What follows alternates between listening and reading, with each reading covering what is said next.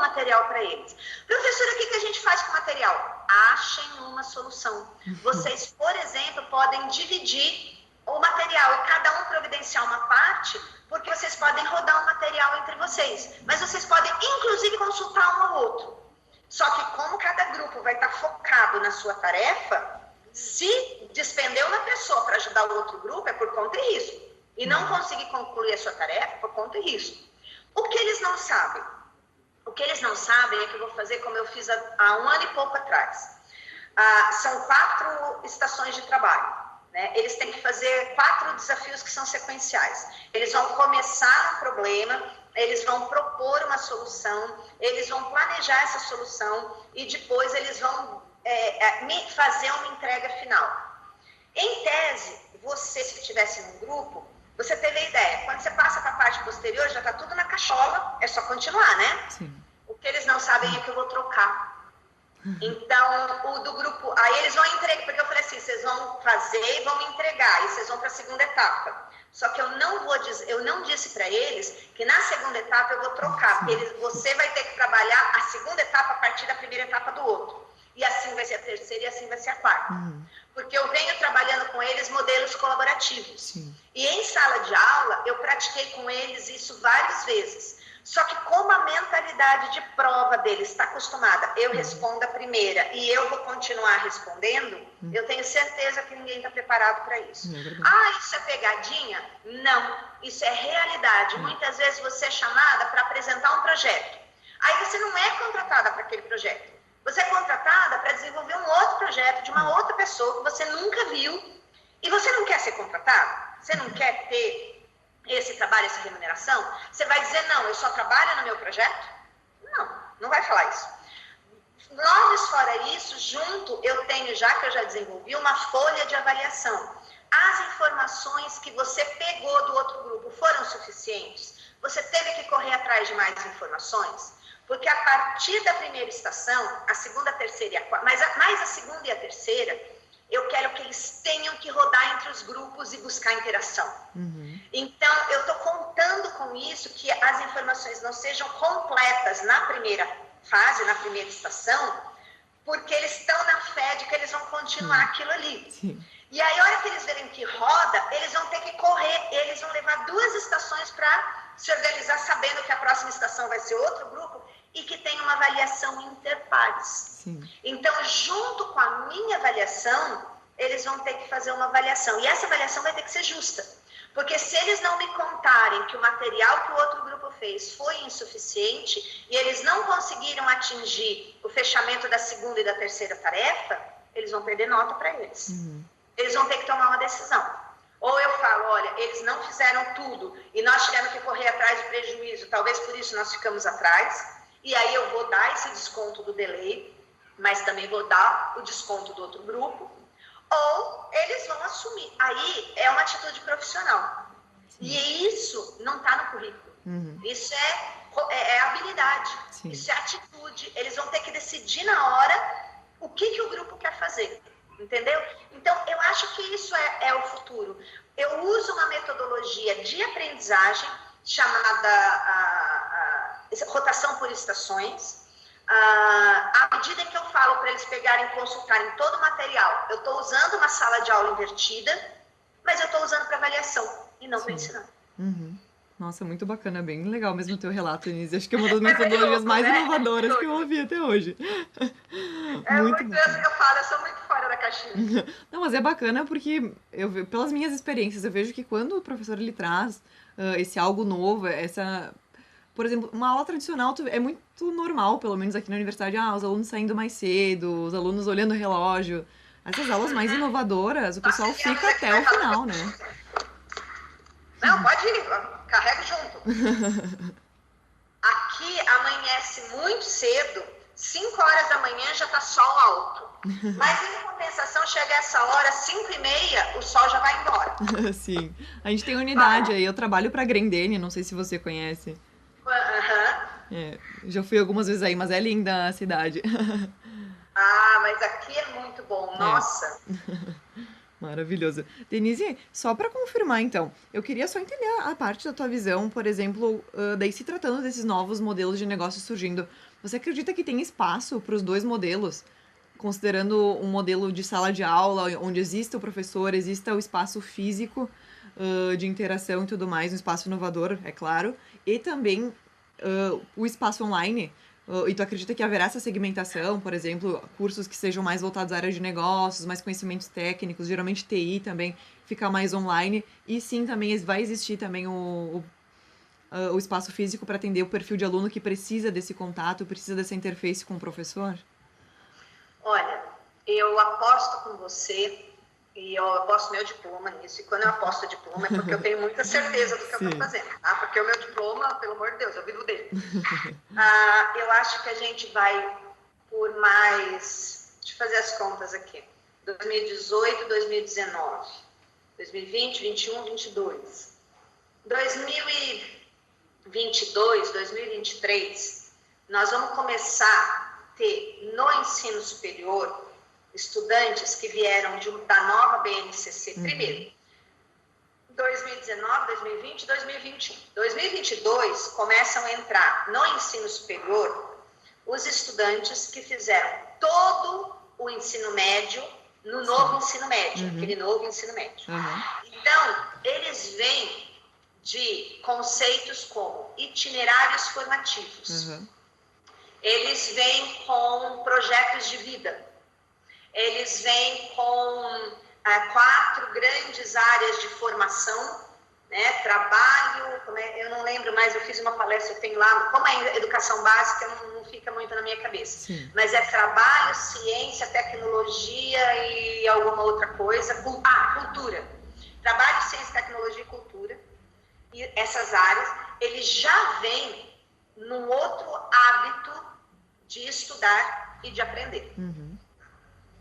Portanto, esse estudante, ele quando chegar na universidade, ele não vai se ajustar àquilo que a gente conhece hoje como sala de aula.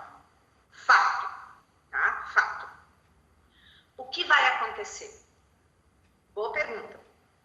Daqui até 2022, as instituições que quiserem se manter em pé, e aí eu acho que vem o novo modelo de regulação. Então, aí, nesse momento, eu acho que o novo modelo de regulação deve aparecer. Tá? Eu falei para você que já tem equipe no MEC de psicometria para mexer e tal. Acredito que por volta de 2019, final de 2018 para 2019, já surjam novos instrumentos de avaliação. E aí a gente volta a uma questão anterior. Veja que as coisas, elas não têm linearidade mais. Quando você faz as coisas por demanda, elas têm linearidade, né? A gente consegue fazer uma timeline.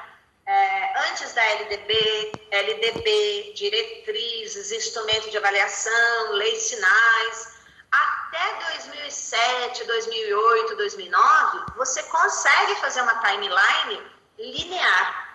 De 2011 para cá, você já não consegue mais linearidade. Por quê? Porque as coisas vão e voltam. Então, aí a gente volta àquela tua pergunta. Mas será que não tem que esperar o governo demandar para que as coisas aconteçam? Nesse momento, vai ser um momento de disruptura. Porque vai vir um novo instrumento de avaliação em outros parâmetros, né? Mas como o governo é muito paternalista, provavelmente vai ter uma regra de transição, porque sempre tem, tá? Sempre tem.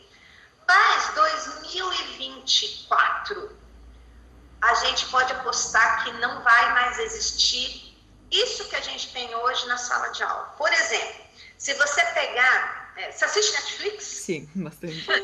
Assiste, então, faça um favor para mim. Assista o primeiro episódio de How to Get Away with Murder.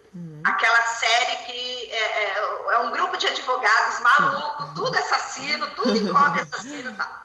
O primeiro capítulo da série nova, da 3ª temporada, mostra a Annelise Keating entrando na sala de aula e os alunos falando que disputaram para ser escolhidos para aquela disciplina.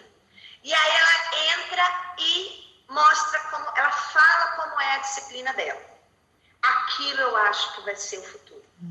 Na disciplina, Annelise Keating, ela diz, isso não é uma disciplina, vocês estão aqui, que essa é uma clínica de direito penal para as pessoas que não podem pagar e que realmente têm a vida ameaçada pela justiça. Então, lembrem-se, para cada caso que eu apresentar, vocês vão vir aqui, cada um vai dar a sua ideia de defesa, eu vou escolher o primeiro e o segundo chairman, e vocês vão ser avaliados pelo número de vezes que eu escolher a sua tese de defesa como a melhor. Ou seja, só vai passar quem tiver aquilo, quem conseguir êxito. E aí ela apresenta o primeiro caso, dá para eles até a próxima aula, eles voltam na próxima aula e cada um apresenta a sua tese de defesa, né? E aí ela fala assim, quando ela termina a aula, escolhe lá, blá, blá, quando ela termina, ela fala assim, mas lembre-se o seguinte, isso não é só uma disciplina, isso é a vida de alguém. Aí ela põe a foto da família do cara que está preso e fala assim, vocês vão ter que carregar com o êxito da teoria de vocês, seja esse êxito positivo ou negativo, a vida e a família, essa família aqui. Lembre-se disso. Isso não é uma matéria. Eu acho que é isso que vai acontecer. As aulas, como a gente conhece, elas vão deixar de ser... Aqui, por exemplo, a Annelise Keating no seriado, ela faz o papel de uma grande criminalista. Controversa, mas uma grande criminalista. Ela não vai para a sala de aula, ela vai para a sala de aula, para essa aula dela transformou em uma clínica, e a partir daí ela seleciona os melhores alunos para fazer parte da equipe dela. E ela rala, ela sangra o pessoal, inclusive nos limites da ilegalidade, que é a tônica de todo o seriado. Mas o primeiro capítulo dessa nova temporada, que eu assisti acho que ontem ou anteontem, ele dá bem para você essa tônica. Eu acho que isso é o que vai acontecer. Vão existir, e aí, assim, cá entre nós, e você deixa no rodapé escondidinho e guarda como se fosse uma cápsula do tempo, uma notificação. Todo mundo está falando, o EAD, que você falou, a medicina, a saúde e tal.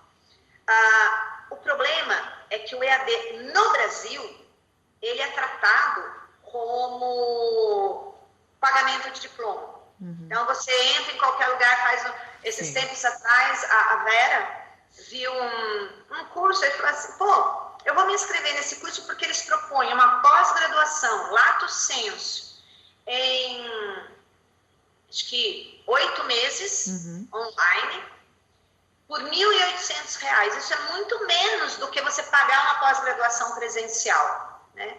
Ela se inscreveu. Quando nós vimos a primeira aula... Ela falou, não, vem aqui que eu quero te mostrar essa primeira aula. A pessoa num lugar, com o cachorro latindo, batendo, falando, blá, blá, blá, blá, blá, blá. Aí eu olhei e falei assim, você tem certeza que isso daí é pós-graduação? Tenho. E aí ela escreveu, porque inclusive é de Curitiba, eu conheço o grupo, né? Ela escreveu, olha, eu esperava mais. Não, mas você tem que esperar as próximas aulas. Não. Eu não tenho que esperar as próximas aulas. Desde a primeira aula tinha que ter um padrão. Mas nós não temos reclamação dos nossos alunos. Aí nós vamos procurar a reputação, né? E aí a gente começou a ver que existem algumas empresas que contratam quem tem formação por EAD, em design instrucional e tal, e não aceita de determinados cursos. Porque é um curso que você paga, e não importa o que você faça, lá no final você recebe a certificação. Esse EAD é um EAD que acontece no Brasil por causa do velho jeitinho brasileiro. Esse não é o EAD que você vê na Europa, esse não é o EAD que você vê nos Estados Unidos. É por isso que assusta tanto quando vem para o Brasil, mas lá eles têm cursos inteiros em EAD e tal. Gente, a visão e o comprometimento deles com os cursos de EAD é diferente. Agora, o que vai acontecer? No Brasil vai ter que mudar. Se você entrar na Unifesp em São Paulo, a Unifesp abriu o primeiro curso de design educacional, totalmente online, mas elas só abriram 200 vagas, justamente para poder fazer acompanhamento, tá? O modelo pedagógico deles é fantástico, é maravilhoso, eu fiquei apaixonada. Quem fez aquilo realmente entende. E mais, é um curso curso em, acho que 4 semestres, ou 3 semestres, ou 4 semestres, uma coisa assim. Mas ele reúne design, um pouco de pedagogia, um pouco um pouco de pedagogia. Não, obrigada. Um pouco de pedagogia, um pouco lá da comunicação social, um pouco do jornalismo, um pouco de habilidades computacionais que você vê lá nas ciências da computação e tal. Então, se você parar para pensar, esse é um curso que ele não tem área. O nome design educacional te remete a você pensar, sei lá, em pedagogia, alguma coisa assim. Sim. Mas na prática, ele é uma grande interface e ele lida com design educacional corporativo, EAD, em espaços formais e espaços informais, comunitários. Então, ele prepara o egresso para atuar em qualquer situação. E se você parar para pensar, ele é um dos primeiros cursos híbridos de verdade, em EAD, totalmente em EAD, a figurar no Brasil. Aí eu acho que é o modelo da próxima, nessa nova geração de EAD. E aí então que eu falei para você, guarda na cápsula do tempo, eu sou da época em que fisioterapia era um curso de período integral. Aí quando surgiu, não, fisioterapia meu período não pode, virou meio período. Fisioterapia noturna não pode, não vai, protesto. Temos fisioterapia noturna. E hoje, fisioterapia em EAD não pode, vai ter. A saúde vai ter a parte dela em EAD, mas não nesse modelo que a gente conhece e não totalmente em EAD. É híbrida, tá? É híbrida. Perfeito, Denise. Eu acho que ficou muito bem respondido a todas as minhas questões. Inclusive, agradeço por compartilhar. Foi um conteúdo riquíssimo que tu compartilhou aqui. E